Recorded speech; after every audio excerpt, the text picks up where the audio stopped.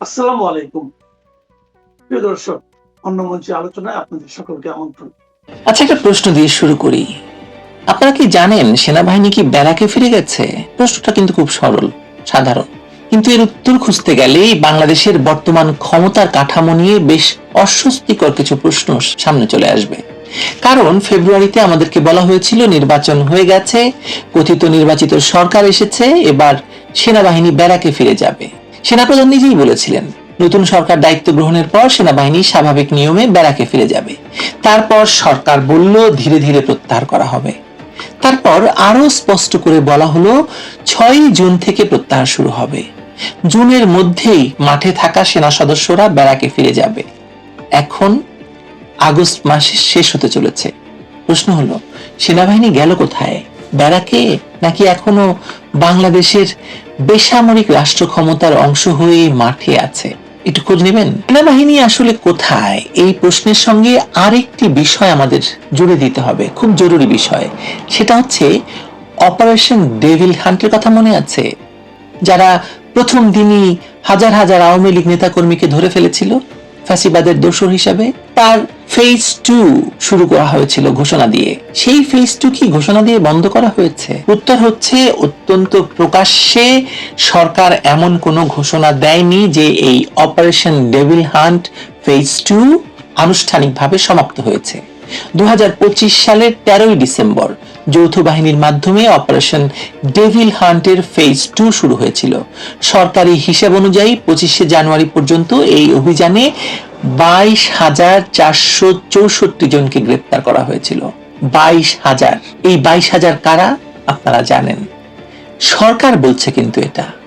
এর আগে সরকার নিজেই বলেছিল অভিযান চলবে অবৈধ অস্ত্র উদ্ধার এবং আইন শৃঙ্খলা নিশ্চিত না হওয়া পর্যন্ত।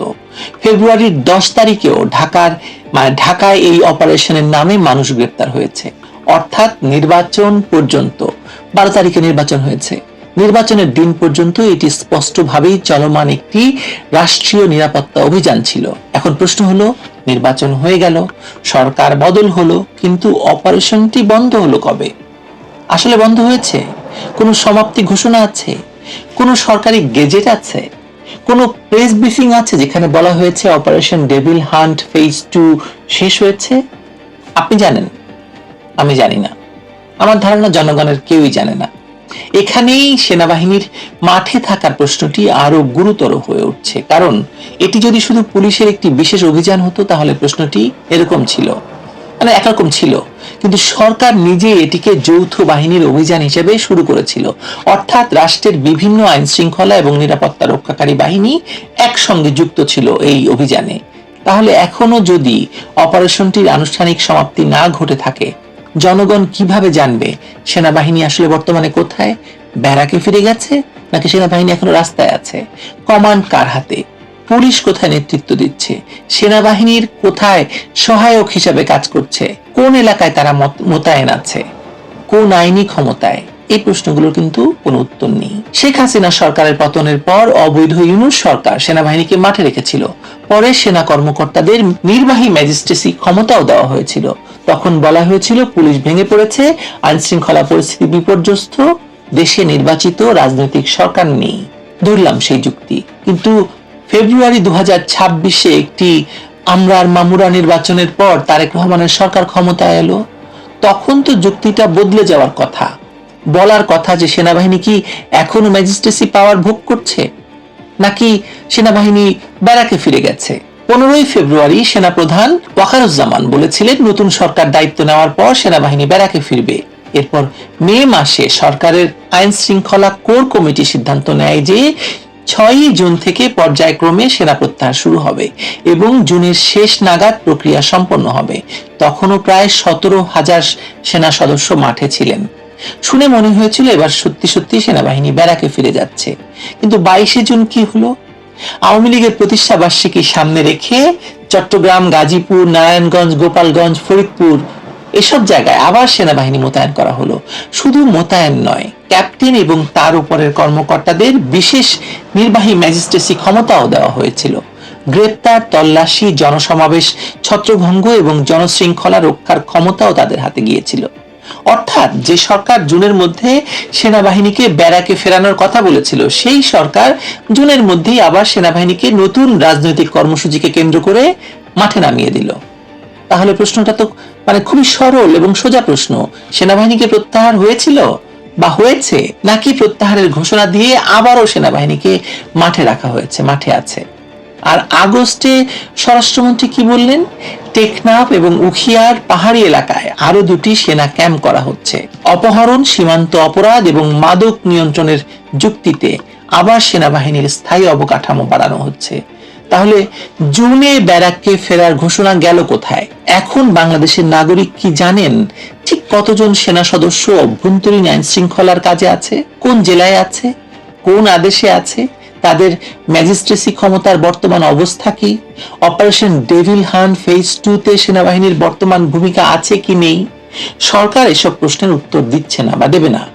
এই অস্বচ্ছতাটাই সবচেয়ে বড় সমস্যা। সংসদ আছে, সেখানে দাঁড়িয়ে বেনজিরকে ফেরত নিয়ে আসার মিথ্যা ঘোষণা দিতে পারেন, কিন্তু এত বড় একটি ঘটনা যে রাষ্ট্র সেনাবাহিনীকে কিভাবে ব্যবহার করছে, একটি কথিত নির্বাচিত সরকার সেনাবাহিনীকে দিয়ে কি চকিদারের কাজ করাচ্ছে কিনা, সেটা বলার ক্ষমতা এই স্বরাষ্ট্রমন্ত্রীর নেই। একটি গণতান্ত্রিক রাষ্ট্রে সেনাবাহিনীকে বেসামরিক প্রশাসনের সহায়তায় ব্যবহার করা যায়, কিন্তু সেটি ব্যতিক্রম ক্ষেত্রে সময় সীমাবদ্ধ হওয়া উচিত এবং সবচেয়ে গুরুত্বপূর্ণ, জনগণের কাছে সেটা স্বচ্ছভাবে জানানো উচিত, কোন দিন থেকে কোন দিন, কোন সময়, কোন আইনে, কিভাবে। কিন্তু বাংলাদেশে তো সেটা হয় না, হচ্ছে না। একটি বিশেষ অভিযান শুরু হলো যৌথ বাহিনীর নাম দিয়ে, হাজার হাজার মানুষ গ্রেপ্তার হলো। নির্বাচনের পরও সেই অভিযান বন্ধের আনুষ্ঠানিক ঘোষণা দেখা গেল না। সেনাবাহিনী প্রত্যাহারের কথা বলা হলো, পরে আবার রাজনৈতিক নিরাপত্তায় সেনা মোতায়েন হলো, নতুন করে ম্যাজিস্ট্রেসি ক্ষমতা দেওয়া হলো, আবার আগস্টে নতুন সেনা ক্যাম্পের ঘোষণা এলো। এটা কি সত্যি সাময়িক ব্যবস্থা, নাকি বাংলাদেশের রাষ্ট্র পরিচালনায় সামরিক বাহিনীর একটি দীর্ঘমেয়াদী ভূমিকা একেবারে স্বাভাবিক করে তোলা হয়েছে? তারেক রহমানের সরকার এই প্রশ্নের উত্তর দেবে না, কিন্তু আমাদের তো প্রশ্নটি তুলতে হবে। কারণ নির্বাচন হলেই সরকার পুরোপুরি বেসামরিক হয়ে গেল। রাষ্ট্রবিজ্ঞানে দেখতে হয় যে রাষ্ট্রের কোয়ার্সিভ পাওয়ার, অর্থাৎ বৈধ বল প্রয়োগের ক্ষমতা বাস্তবে কার হাতে। রাজনৈতিক সংকটে কাকে নামানো হচ্ছে, নিরাপত্তা সংকটে কার উপর সরকার নির্ভর করছে, কার উপস্থিতি ছাড়া সরকার নিজের রাজনৈতিক এবং আইন শৃঙ্খলা পরিস্থিতি সামলাতে পারছে না। যদি প্রতিবার সংকটে সেনাবাহিনীকেই ডাকতে হয়, তাহলে আর সাধারণ স্বাভাবিক গণতান্ত্রিক রাষ্ট্র বলছি কেন? সেনা শাসন দিয়ে দিলেই হয়, এবং সেনা শাসন তো আসলে চলছে বাংলাদেশে। যদি অপারেশন ডেভিল হান্টের মতো দীর্ঘমেয়াদী যৌথ অভিযান চালু রাখতে হয়, তাহলে নির্বাচিত বেসামরিক প্রশাসনের দরকারটা কি? আমি বাংলাদেশকে পাকিস্তানের সঙ্গে হুবহু তুলনা করছি না, কিন্তু পাকিস্তানের সেনাবাহিনীর বহুবার সরাসরি ক্ষমতা দখল করেছে এবং সেখানে সামরিক প্রতিষ্ঠানের রাজনৈতিক এবং পররাষ্ট্রনৈতিক আধিপত্য ঐতিহাসিকভাবে অনেক গভীর। কিন্তু পাকিস্তানও তো একদিনে পাকিস্তান হয়নি।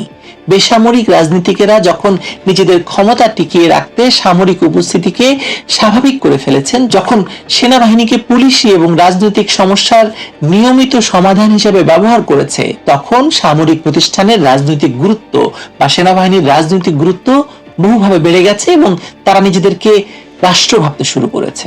বাংলাদেশে সেনাবাহিনীকে স্বাভাবিকভাবেই সেদিকে নিয়ে যাওয়া হচ্ছে কিনা, বা বাংলাদেশের রাষ্ট্র ক্ষমতা সেভাবেই সেনাবাহিনী এবং তারেক রহমানের মধ্যে ভাগাভাগি হচ্ছে কিনা, এই প্রশ্নটা তো আমাদেরকে তুলতে হবে। অপারেশন ডেভিল হান্টের প্রশ্ন আপনি না তুললে আপনি কি জবাব দেবেন নিজের কাছে? কারণ অভিযানটি, এই অপারেশন ডেভিল হান্ট নামক অভিযানটি যদি এখনো আনুষ্ঠানিকভাবে বন্ধ না হয়ে থাকে, তাহলে তারেক রহমানের সরকার আসলে অবৈধ ইউনূস সরকারের নিরাপত্তা কাঠামোর কতটা পরিবর্তন করেছে? সরকার বদলেছে, প্রধানমন্ত্রী বদলেছে, কিন্তু সেনাবাহিনী তো মাঠে। যৌথ নিরাপত্তা অভিযানও অন্তত আনুষ্ঠানিকভাবে সমাপ্ত ঘোষণা তো হয়নি এখনো পর্যন্ত। এই অবস্থায় কেবল নির্বাচনের ফলাফল দেখিয়ে বললে হবে না যে বাংলাদেশে আবার স্বাভাবিক বেসামরিক শাসনে ফিরে গেছে বাংলাদেশ। আসলে তো যায়নি। সামনে প্রধানমন্ত্রী আছে, পেছনে সেনাবাহিনী আছে, পাশে অনির্দিষ্টকাল চলতে থাকা যৌথ অভিযান আছে। এটাই বাংলাদেশের নতুন ক্ষমতার কাঠামো। তারেক রহমানের সরকার যদি সত্যি পূর্ণাঙ্গ বেসামরিক সরকার হয়ে থাকে, তাহলে জনগণকে 3টি জিনিস স্পষ্ট করতে হবে, স্পষ্ট করে বলতে হবে, সংসদে দাঁড়িয়ে বলতে হবে যদি সংসদকে কার্যকর মনে করেন। সেনাবাহিনী এখন কোথায় এবং কতজন মাঠে আছে, তারা কবে পুরোপুরি ব্যারাকে ফিরে যাবে, আর অপারেশন ডেভিল হান্ট ফেজ 2 আনুষ্ঠানিকভাবে শেষ হয়েছে কিনা, এই তিনটি প্রশ্নের উত্তর বা পরিষ্কার উত্তর না পাওয়া পর্যন্ত প্রশ্নটি আসলে থাকবেই। সেনাবাহিনী কি সত্যি ব্যারাকে ফিরেছে, নাকি শুধু আমাদের বলা হচ্ছে বারবার তারা ফিরবে, তারা ফিরবে, নাকি ফিরবে না? ভালো থাকবেন সবাই। ও, বাংলাদেশ কারা চালাচ্ছে, সেনাবাহিনী না তারেক রহমান? আসসালামু আলাইকুম রহমতুল্লাহি ওয়া বারাকাতুহু। সম্মানিত দর্শক, বিএনপি এখন রাষ্ট্র ক্ষমতায়, সেই প্রায় 17 বছর পর। আর অবিশ্বাস্যভাবে, অকল্পনীয়ভাবে জনাব তারেক রহমান সাহেব এখন বাংলাদেশের প্রধানমন্ত্রী। তো এই যে বিএনপি ক্ষমতায় এলো, ক্ষমতা আসার পেছনে বিএনপির কতটুকু অবদান আছে, প্রকৃতির কতটুকু অবদান আছে, আওয়ামী লীগের কতটুকু অবদান আছে, এই বিষয় নিয়ে আলোচনা করব। দ্বিতীয়ত, এই যে তারেক রহমান সাহেব যে প্রধানমন্ত্রী হলেন, সেই প্রধানমন্ত্রী হওয়ার ব্যাপারে শেখ হাসিনার কতটুকু ভূমিকা আছে, কতটুকু কৃতিত্ব আছে, সেটিকে তিনি ইচ্ছে করে করেছেন না নিজের অজান্তে করেছেন, এই বিষয় নিয়ে আলোচনা করব। আলোচনাটা মৌলিক, আপনাদের ভালো লাগবে আশা করি। প্রথমে বলে নেই যে আজকে যদি বিএনপি সত্যিকার অর্থে তার উপকার যারা করেছে তাদেরকে খোঁজেন, যে কি কারণে আজ তিনি বিএনপি এই অবস্থায় এলো, তাহলে তাকে সবার আগে খুঁজতে হবে আওয়ামী লীগকে। আওয়ামী লীগের কারণেই আজ বাংলাদেশে বিএনপি অপরিহার্য হয়ে পড়েছে। একে একে করে বলছি। প্রথম কারণ হলো যে আওয়ামী লীগ একটা বড় দল। সেই বড় দলের যে বৃহত্তমতার কাছে একমাত্র বিএনপির যে অস্তিত্ব বা তুলনা, এটাকে আওয়ামী লীগ অসম্ভব করে, অবশ্যম্ভাবী করে তুলেছিল। বিএনপি আওয়ামী লীগের একমাত্র প্রতিদ্বন্দ্বী। আওয়ামী লীগ চলে গেলে সেই খালি জায়গাটাতে বিএনপি বসবে, এই সুযোগটা আসলে আওয়ামী লীগ তৈরি করে ফেলেছিল। সেটা কিভাবে? প্রথমত হলো যে রাজনীতির যে বিকল্প শক্তিগুলো রয়েছে, সেই শক্তিগুলোকে ধীরে ধীরে ধীরে ধীরে আওয়ামী লীগ শেষ করে দিয়েছে। যেমন বাংলাদেশের অন্তত পক্ষে 30-35টি দল ছিল, যেগুলো মোটামুটি দৃশ্যমান। আর সেই 30-35টি দলের মধ্যে 80-র দশক থেকে, এরশাদ জমানা থেকে 30-35টি দল ছিল, যে দল 200-300 থেকে শুরু করে 3-4 হাজার লোক জড়ো করে এই ঢাকা শহরে মিছিল মিটিং করতে পারত। এরশাদ জমানাতে এই দলগুলোকে বাঁচিয়ে রাখা হয়েছিল ডিজিএফআই এর পয়সা দিয়ে। আবার অনেকে কেবলমাত্র, যেমন বাসদ, তারপরে ধরুন বাংলাদেশ কমিউনিস্ট পার্টি, তারা তাদের মেম্বারদের চাঁদা নিয়ে নিজেদের অস্তিত্ব বজায় রেখে এইরকম অনেক ছোট ছোট দল, 8-10টা দল ছিল। এর বাইরে বড় দল বলতে যেমন জাতীয় পার্টি, জাসদ, ওয়ার্কার্স পার্টি, তো তরিকত ফেডারেশন, জাকির পার্টি, এরকম অনেকগুলো পার্টি ছিল।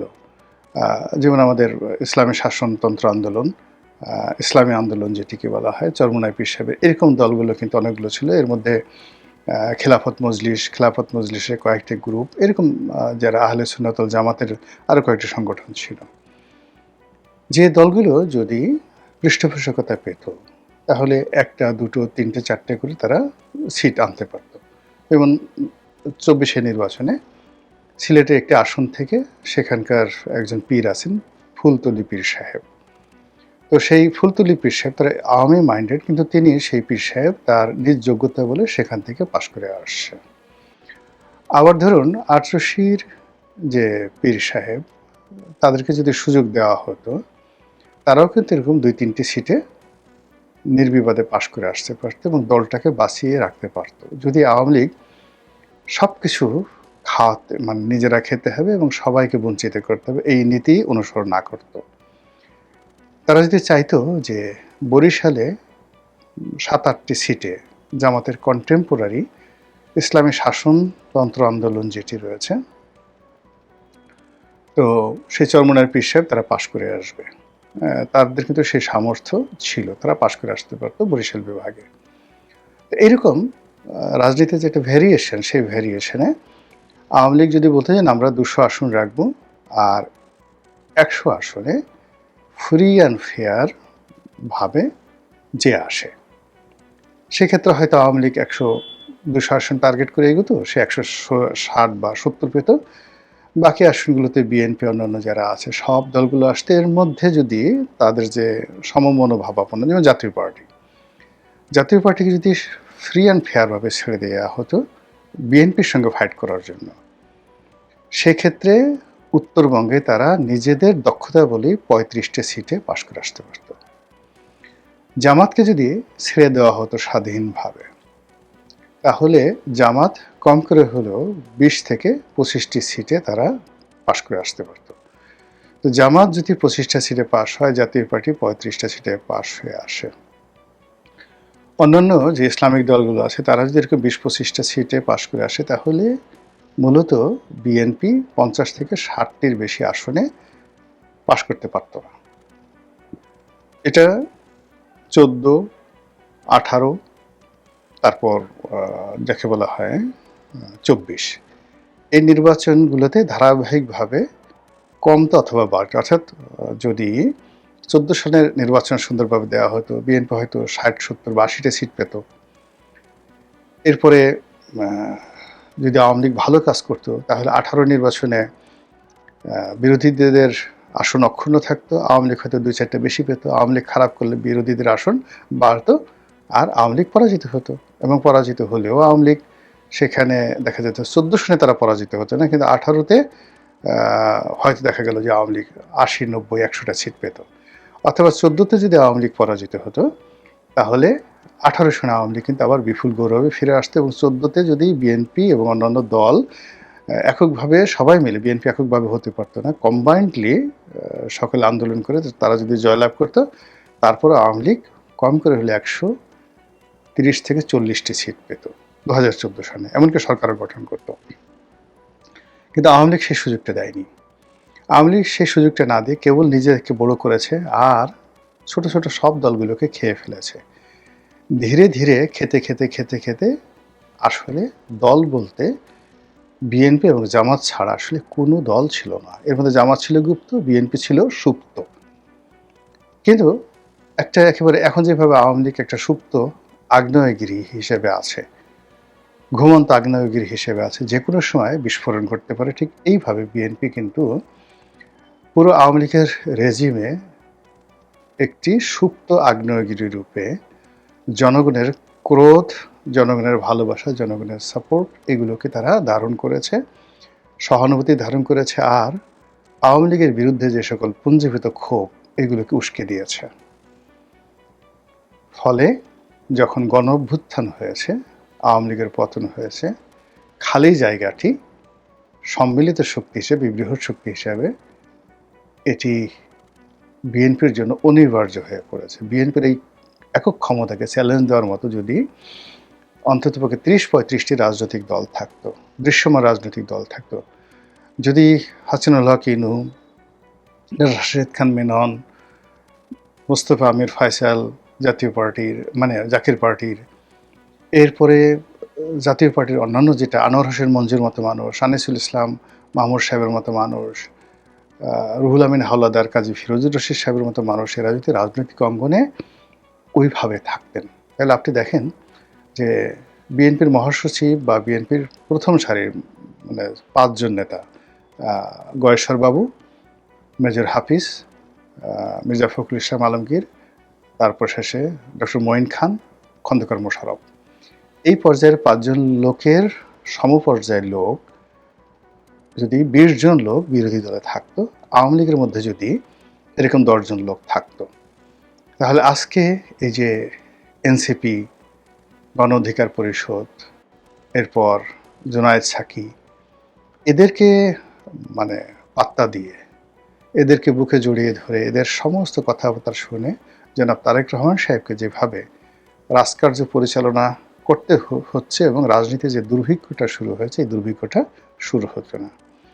তো সেদিক থেকে আজকের যে বিএনপির অভিষেক, বিএনপির যে উত্থান, বিএনপির ক্ষমতা আরোহণ, এটা আওয়ামী লীগের আগ্রাসন। আওয়ামী লীগের আগ্রাসী নীতি এবং আওয়ামী লীগের আমি থাকবো বাকি কেউ থাকবে না, এই যে মনোভাব, এই মনোভাবের কারণেই আজকের বিএনপি এই জায়গাতে আসতে পেরেছে। তো সেই অর্থে বিএনপির উচিত আওয়ামী লীগকে ধন্যবাদ দেওয়া যে পুরো সময়টি জুড়ে তারা যত আগাছা আছে, রাজনীতির আগাছা, ছোটোখাটো আগাছা, সেই আগাছাগুলোকে তারা পরিষ্কার করে তারা বিএনপির জন্য একটা উর্বর রাজনৈতিক ক্ষেত্র তৈরি করে ফেলেছে। আগামীতেও যদি আবার বিএনপির পতন হয়, বিএনপি যদি সম্মিলিতভাবে রাজনীতির ময়দানে সবাইকে শক্তিশালী না করে, তাহলে আওয়ামী লীগ যে সুপ্ত অবস্থায় আছে, ঘুমন্ত অবস্থায় আছে কিংবা গুপ্ত অবস্থায় আছে, সেখান থেকে অল অন এ সাডেন সুনামির মতো এসে খালি জায়গা, রাজনীতির যে ভ্যাকুয়াম, সেই ভ্যাকুয়ামটা এসে দখল করবে, প্রচণ্ড শক্তি নিয়ে দখল করবে। এবং প্রকৃতিতে এভাবেই হয় যে আমাদের দেশে যে ঘূর্ণিঝড় হয়, ঘূর্ণিঝড় কেন হয়, কালবৈশাখী কেন হয়, একটা নির্দিষ্ট জায়গায় উত্তপ্ত হয়ে যায় বায়ুমণ্ডল, তারপর সেই বাতাস গরম হয়ে যাওয়ার পর সেই বাতাস উপরে উঠে যায়, মানে সে তার জায়গা ছেড়ে দেয়। আর বায়ুর যে শূন্যতা, যে জায়গাটা খালি হয়, সেই জায়গাটা পূর্ণ করার জন্য আশেপাশে ঠান্ডা বাতাস দৌড়ে চলে আসে এবং তখনই সেখানে একটা ঘূর্ণিঝড় তৈরি হয়ে যায়। এবং আপনি দেখবেন ঝড় শুরু হওয়ার আগে হঠাৎ করে একটা ঠান্ডা বাতাসের প্রবাহ ধীরে ধীরে আসতে থাকে। সেক্ষেত্রে সামনে যে পরিবর্তন, সেই পরিবর্তনটা যদি বিএনপি সতর্ক না হয়, রাজনীতি যদি ওপেন আপ করে না দেওয়া হয়, শুধুমাত্র নিজেদের কর্তৃত্ব রাখে এবং আওয়ামী লীগ যে কাজগুলো করেছে হুবহু ঠিক সেম কাজটা এখন তারা করছে, সেই কাজ যদি তাদের অব্যাহত থাকে, তাহলে যেভাবে আওয়ামী লীগের পতন হয়েছে একইভাবে বিএনপির পতন হবে। এগুলো একটা। সেকেন্ড থিং হলো, তারেক রহমান সাহেব কী করে ক্ষমতায় এলেন? এত ক্ষমতা আসার কথা নয়। তাকে মাইনাস করার, তাকে বাদ দেওয়ার অনেক চেষ্টা আওয়ামী লীগ করেছে। এমনকি আওয়ামী লীগ তারেক রহমান সাহেবের পরিবর্তে তার স্ত্রীকে রাজনীতির পাদবিটা আনার জন্য প্রাণান্ত চেষ্টা করেছে, জুবাইদা রহমানকে আনার জন্য নানাভাবে চেষ্টা করেছে। আওয়ামী লীগের বড় সমস্যা ছিল তারেক রহমান সাহেব, 1 নম্বর সমস্যা। 2 নম্বর সমস্যা ছিল মনস্তাত্ত্বিক বেগম জিয়া। বেগম জিয়াকে শেখ হাসিনা ব্যক্তিগতভাবে প্রতিদ্বন্দ্বী মনে করতেন বিভিন্ন কারণে, তার ব্যক্তিত্ব, তার সৌন্দর্য এবং তাকে কেন্দ্র করে মানুষের যে ভালোবাসা, এটা আসলে শেখ হাসিনা কোনো অবস্থাতেই বরদাস্ত করতে পারতেন না। তিনি মনে করতেন যে একটা ভদ্রমহিলা অনলি ইন্টারমিডিয়েট বা ম্যাট্রিক পাস, তারপরে সে যখন একজন প্রধানমন্ত্রীর মেয়ে অর্থাৎ শেখ হাসিনা, একজন মন্ত্রীর মেয়ে, তখন সে একজন সাধারণ মেজরের স্ত্রী, এই ধরনের কথাবার্তা নিজে নিজে স্মরণ করে নিজেকে তিনি একেবারে ক্ষমতা, সম্মান, মর্যাদার এমন একটা জায়গায় নিয়ে গিয়েছিলেন, সেখানে বেগম জিয়াকে একজন নেহায়েত সুন্দরী মহিলা হিসেবে তার মনে হতো। কখনো তাকে তিনি রাজনৈতিক নেত্রী হিসেবে কখনো স্বীকৃতি দেননি। কিন্তু এই যে তিনি যে বারবার বেগম জিয়াকে তাচ্ছিল্য করেছেন, এই তাচ্ছিল্যের কারণে বেগম জিয়ার সম্মান এবং মর্যাদা শুধু বাড়তেছিল, ভীষণভাবে বাড়তেছিল, যেটা উনি আন্দাজ করতে পারেননি।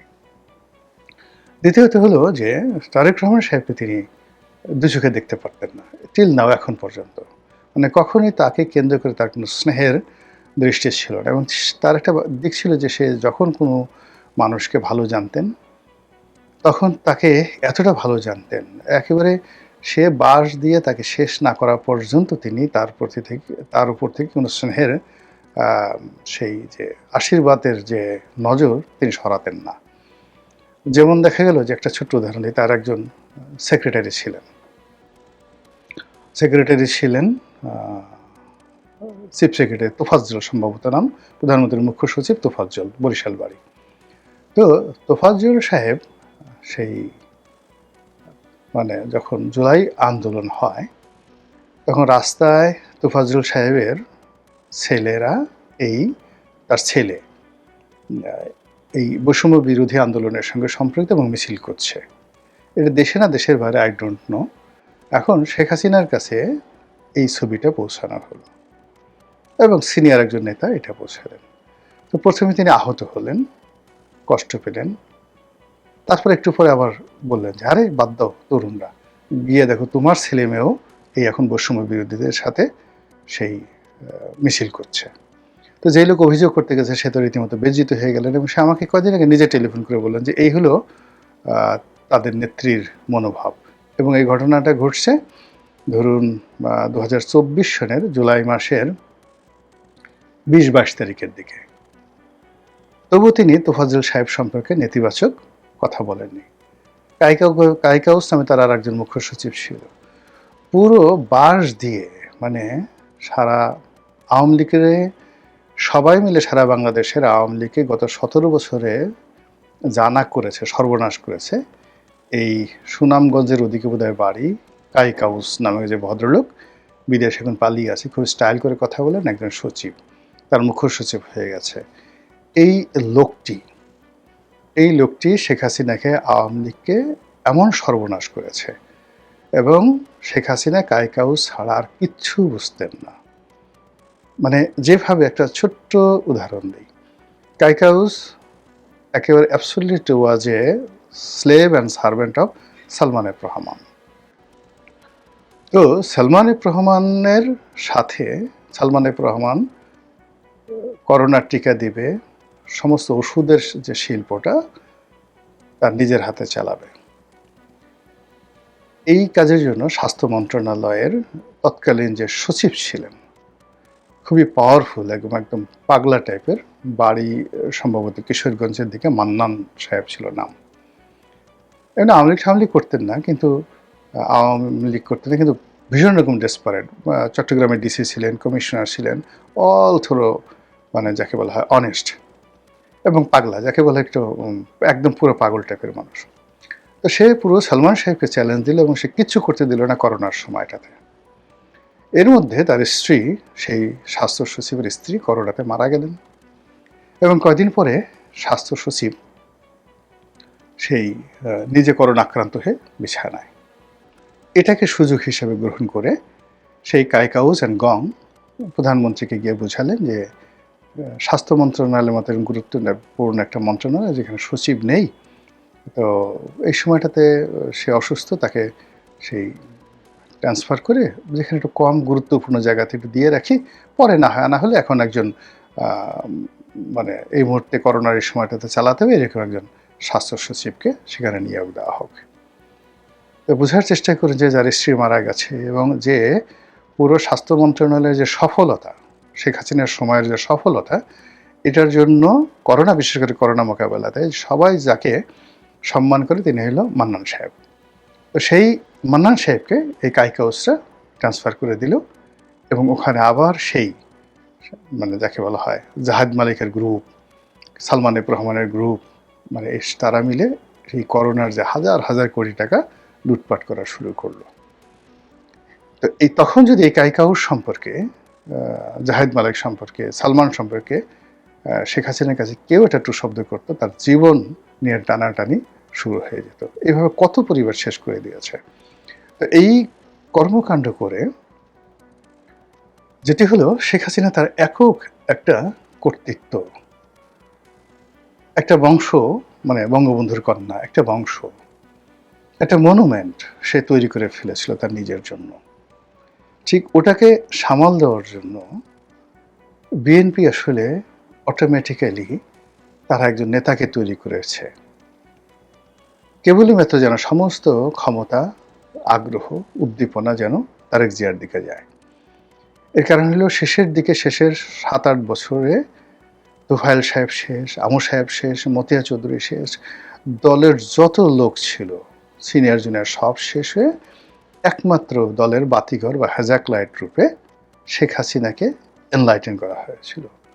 আর শেখ হাসিনার সেই লাইটের অনুকরণে বিএনপিও তার সমস্ত কিছু বাদ দিয়ে শুধু তারেক জিয়ার সেই পর্যায়ে নিয়েছিল। ফলে আজকের যে তারেক জিয়া, শেখ হাসিনা যদি স্বৈরাচারী না হতেন, শেখ হাসিনা যদি আপনি এখন যে তাকে যে ফ্যাসিস্ট বলে গালাগালি করা হয়, কর্তৃত্বপরায়ণ গালাগালি করা হয়, সমস্ত ফাইল তাকে সিগনেচার করতে হবে, সব জিনিস তাকে জানতে হবে, সব জিনিস তাকে বুঝতে হবে, এমনকি একটা থানার ওসি কী করলো না করলো সেটাও সে খোঁজ খবর রাখে এবং সেভাবে সিদ্ধান্ত দেয়। এই ধরনের একটা অহমিকাবোধ তার মধ্যে চলে এলো। ফলে এই শক্তির কারণে কি হলো, বিএনপির মধ্যেও একটা ইউনিয়নের কমিটির সে তারেক জিয়াকে করতে হবে, ছাত্র দলের কমিটি তারেক জিয়াকে করতে হবে, এভরিথিং সব কিছু করে ঠেরে সেও তার দলের একটা অবিসংবাদিত নেতা হয়ে গেল। এখন সেই অবিসংবাদিত নেতা হয়ে, অপরিহার্য নেতা হয়ে যখনই আওয়ামী লীগ গেল, আওয়ামী লীগের জায়গায় বিএনপি চলে আসলো, আর শেখ হাসিনা চলে গেলেন এবং শেখ হাসিনার ঠিক চেয়ারটিতে তারেক জিয়া বসে পড়লেন। এখন তিনি বসে এই গত 6 মাসে শেখ হাসিনার মতো কাজ করছেন একক কর্তৃত্ব নিয়ে, নাকি গণতান্ত্রিকভাবে করছেন? তিনি কি ভবিষ্যতে শেখ হাসিনা, জয় বা পুতুল এই পারিবারিক যে রাজনীতি, সেই রাজনীতির জন্য একটা স্পেস রেখে দিচ্ছেন, নাকি তিনি চাচ্ছেন যে সার্বজনীন একটি রাজনীতি থাকবে, সেই রাজনীতির মধ্যে কারো যদি পারিবারিক গ্রহণযোগ্যতা থাকে সেটা প্লাস পয়েন্ট হবে, কিন্তু যোগ্যতা থাকতে হবে সার্বজনীন। এই জিনিসটা যদি থাকে তাহলে আওয়ামী লীগের ক্ষেত্রে শেখ হাসিনা, বঙ্গবন্ধু পরিবার, শেখ পরিবার এটি অটোমেটিক্যালি মাইনাস হয়ে যাবে। আর যদি তারেক রহমান সাহেব সব জায়গাতে, তারেক রহমান, তারপরে জুবাইদা রহমান, তারপরে জাইমা রহমান, এটা যত বেশি সামনে চলে আসবে, তারপরে জাইমা রহমানের বিড়াল, তারেক রহমান সাহেবের অন্য যে কোনো একটা প্রাণী, এনিথিং, এই জিনিসগুলো যত বেশি আসবে তখন দেখবেন যে জয়ের কুকুর নিয়ে সামনে চলে আসবে। জয়ের কুকুরও তখন যাকে বলা হয় আওয়ামী লীগের লোকের কাছে এটা বিরাট নেতা হয়ে যাবে, বিরাট নেতা। তারপরে পুতুলের ভ্যানিটি ব্যাগ আওয়ামী লীগের সমস্ত নেত্রীদের কাছে ওটা একটা সিম্বল হয়ে যাবে, এবং এটাই রাজনীতি। এখন সেই রাজনীতি চলছে। শেখ হাসিনা যে কাজগুলো করেছেন, তারেক রহমান সাহেব সেই কাজগুলো যদি করেন, তাহলে আমাদের যারা আছে আমরা মোটামুটি আনাকুম জানাকুম আওয়ামী লীগ বিএনপির এই ধারার বাইরে যেতে পারবো না। মহান আল্লাহ আমাদের সবাইকে হেদায়েত দান করুন এবং হেফাজত করুন। আসসালামু আলাইকুম ওয়া রাহমাতুল্লাহি ওয়া বারাকাতুহু।